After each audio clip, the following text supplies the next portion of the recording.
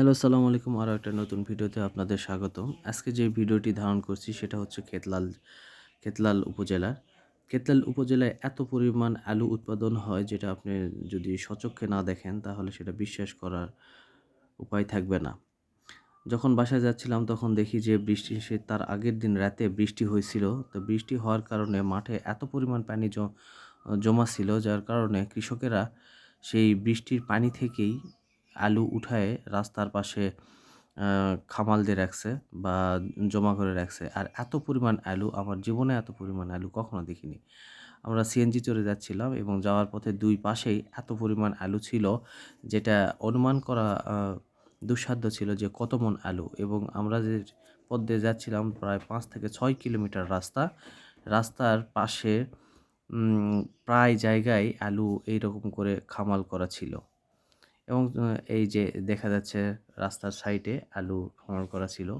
এগুলো সব কার্ডিনাল আলু। যতদূর দৃষ্টি যায় শুধু দেখা যায় শুধু আলু আর আলু। এবং মাঠের মাঝখানেও কিছু লোক আলু সংগ্রহ করতে ব্যস্ত ছিল। এবং রাস্তার পাশেই এই আলুগুলা বস্তাবন্দি করে রাখা হয়েছে, খোলা আকাশের নিচেও রাখা হয়েছে।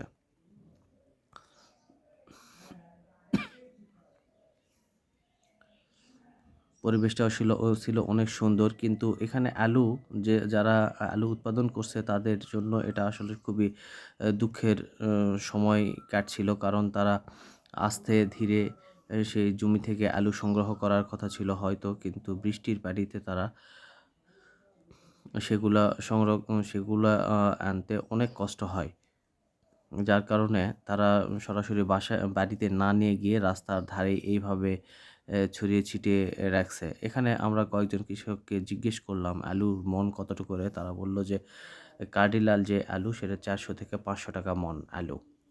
এই যে মাঠে যে পানিগুলো দেখা যাচ্ছে এই পানিতেই আলুর জমি ডুবেছিল এবং সেই জমিগুলো থেকেই আলু সংগ্রহ করে তারা রাস্তার পাশে জমা করে রাখছে।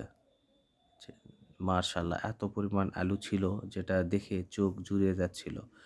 এবং এই বিস্তীর্ণ মাঠে শুধু আলু উৎপাদন হয়েছিল আর বৃষ্টির পানিতে সেগুলো এখন ডুবে আছে।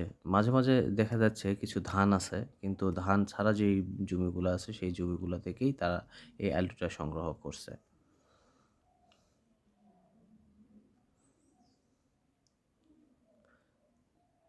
চারিদিকে মনোরম পরিবেশ, অনেক সুন্দর রাস্তা। এখানে আরও কিছু জিনিস লক্ষণীয় ছিল যে এখানে অনেক মাটির বাড়ি চোখে পড়ে, যেটা বর্তমান সময়ে দেখা যায় না বললেই চলে। এই ছিল আজকের ভিডিওটি। আল্লাহ হাফেজ।